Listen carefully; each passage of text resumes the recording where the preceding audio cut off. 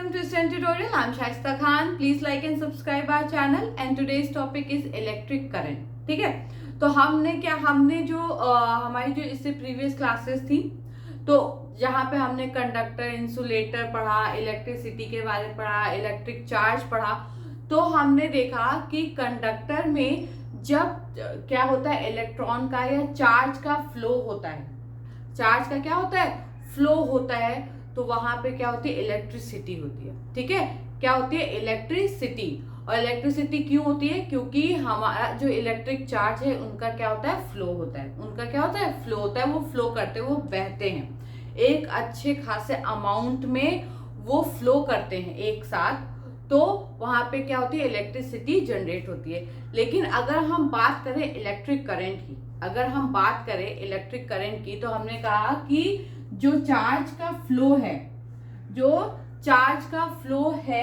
उसको हम बोलते हैं कि यहाँ पे क्या है, इलेक्ट्रिसिटी जनरेट हो रही है। ठीक है, अगर हम इसी चार्ज को, इसी जो चार्ज फ्लो हो रहा है, इसी चार्ज को हम टाइम से कर दे डिवाइड, हम क्या कर दे, टाइम से कर दे डिवाइड, तो ये जो चीज आएगी ये हमें बताएगी कि इलेक्ट्रिक करंट के बारे में।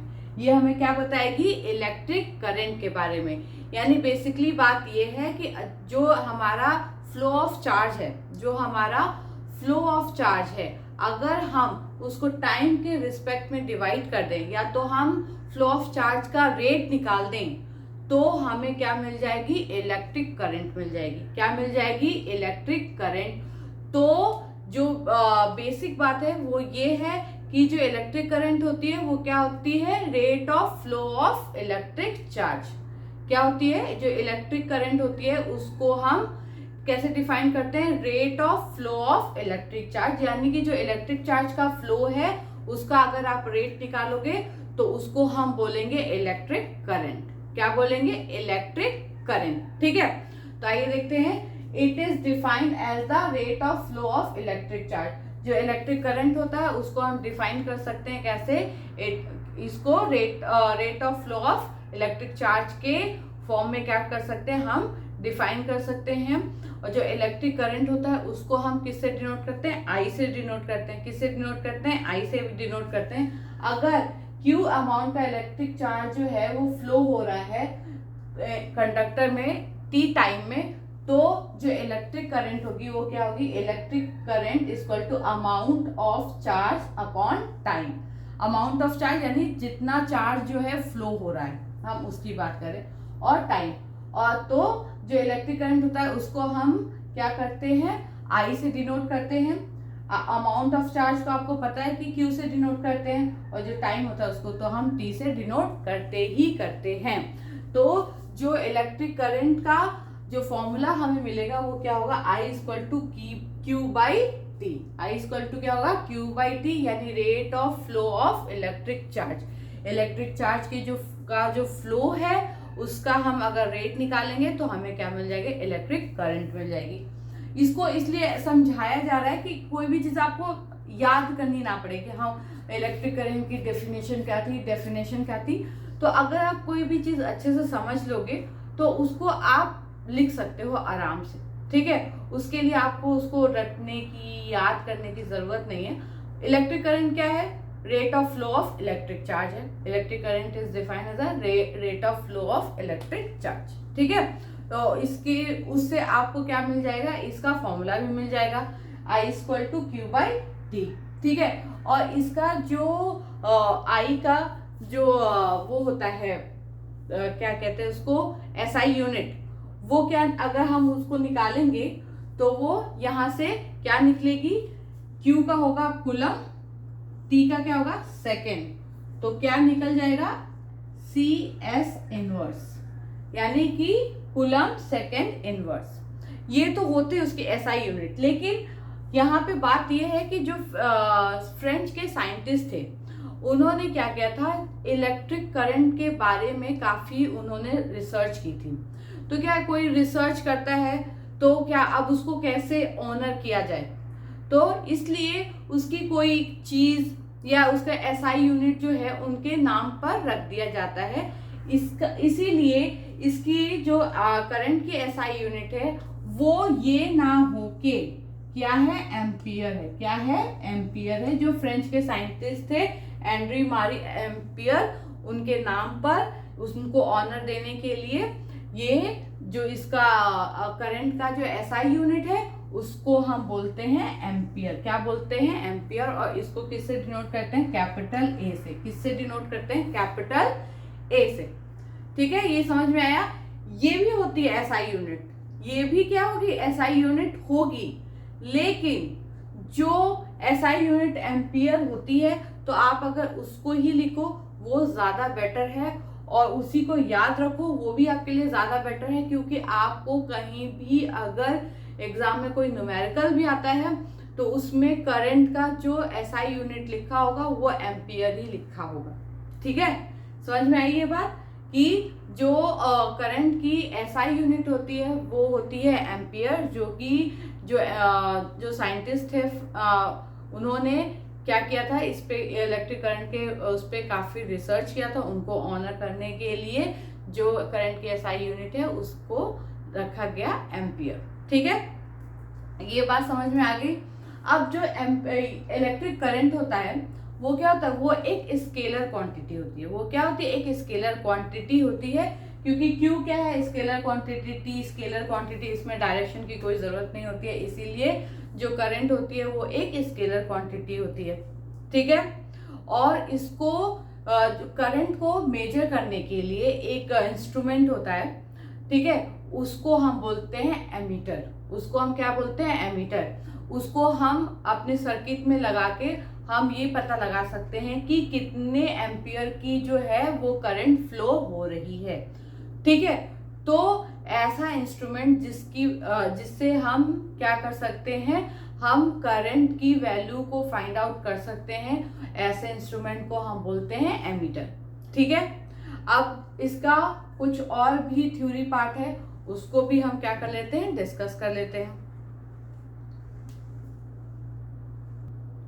तो चलिए, जो हमारा आगे का जो उसको कंटिन्यू करते हैं हुए हम फिर से उसको रिवाइज करते हैं। ठीक है, क्या है, it is a scalar quantity. क्या है, जो इलेक्ट्रिक करंट होता है वो क्या होता है, एक स्केलर क्वांटिटी होती है। फिर क्या है, current is a measure by an instrument, one ammeter.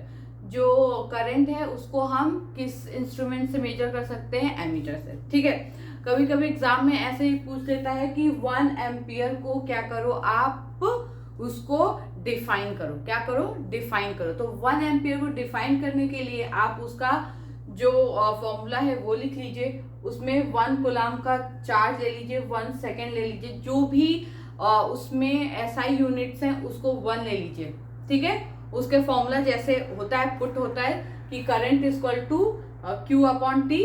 तो करंट क्या एम्पियर लिख लीजिए, उसका 1, और इक्वल टू में चार्ज की जगह क्या है, कूलम, उसका 1, और टाइम की जगह सेकेंड और उसका 1। ठीक है, तो एम्पियर को अगर आप डिफाइन करने जाएंगे 1 एम्पियर को, तो वो ऐसा होगा कि जब आपके किसी कंडक्टर के क्रॉस सेक्शन एरिया में, ठीक है, क्रॉस सेक्शन एरिया में जब 1 कूलम का चार्ज जो है फ्लो करता है 1 सेकेंड में, 1 सेकेंड में अगर 1 कूलम का चार्ज जो है आपके कंडक्टर के क्रॉस सेक्शन एरिया में फ्लो करता है, तो जो अमाउंट ऑफ इलेक्ट्रिक चार्ज आपको मिलता है वो होता है 1 एम्पियर का।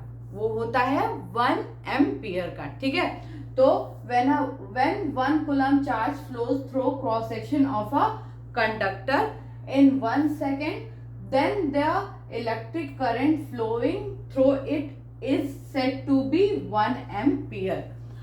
तो जैसा कि मैंने आपको बताया कि जब भी किसी कंडक्टर के क्रॉस सेक्शन एरिया में 1 कूलम का चार्ज फ्लो करेगा 1 सेकेंड में, तो जो करंट हमें मिलेगी, जो करंट उसमें फ्लो होगी वो होगी 1 एम्पियर की। ठीक है, तो अगर कभी ऐसा क्वेश्चन आता है कि 1 एम्पियर को क्या करो, डिफाइन करो, तो आप ऐसे उसको लिख सकते हो। ठीक है, तो ये जो हमारा इलेक्ट्रिक करंट है इसका टॉपिक यहाँ पे क्या होता है, फिनिश होता है। मैं आपको फिर से एक बार रिवाइज करा देती हूँ कि इलेक्ट्रिक करंट क्या होता है। ये होता है rate of flow of electric charge, मतलब इलेक्ट्रिक चार्ज का अगर आप रेट निकाल लो तो वही होता है आपका इलेक्ट्रिक करंट। ठीक है, इसको हम आई से क्या करते हैं, डिनोट करते हैं। हम किससे डिनोट करते हैं, आई से करते हैं। तो इलेक्ट्रिक करंट इक्वल टू होता है amount of flow of charge upon time,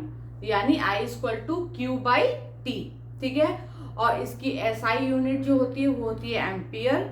ठीक, ये एक स्केलर क्वांटिटी होती है। इसको अगर हमको मेजर करना हो तो हम इसको मेजर कर सकते हैं, इंस्ट्रूमेंट होता है उसका नाम होता है एमीटर। ठीक है, तो क्योंकि हम लोग जो फ्लो ऑफ चार्ज है वो बहुत अच्छी तरीके से पहले ही पढ़ चुके हैं।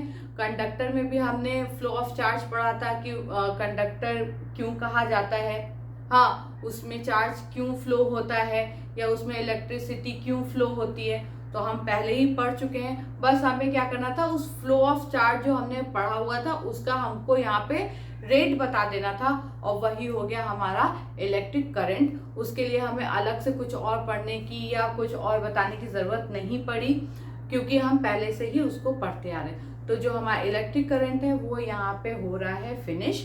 ठीक है, जब हमारी नेक्स्ट क्लास होगी तो हम लोग इससे रिलेटेड कुछ न्यूमेरिकल्स को क्या करेंगे, सॉल्व करेंगे, क्योंकि टॉपिक वाइज हम लोग न्यूमेरिकल सॉल्व करते जाएंगे तो वो चीज टॉपिक के साथ ही साथ क्या हो जाएगी, खत्म होती जाएगी। ठीक है, तो अभी तक हम लोग ने जो टॉपिक पढ़ा है वो पढ़ा है इलेक्ट्रिक करंट। तो हम इलेक्ट्रिक करंट का ही जो न्यूमेरिकल्स होंगे उसको हम क्या करेंगे, इलेक्ट्रिक करंट के बेस पे जो न्यूमेरिकल होंगे उसको हम क्या करेंगे, अपने नेक्स्ट जो हमारी क्लास होगी उसमें हम उसको सॉल्व करेंगे। तो आई होप कि आपको ये इलेक्ट्रिक करंट जो है वो समझ में आ गया होगा। अब हम आपसे मिलेंगे अपनी नेक्स्ट क्लास में। Thank you so much.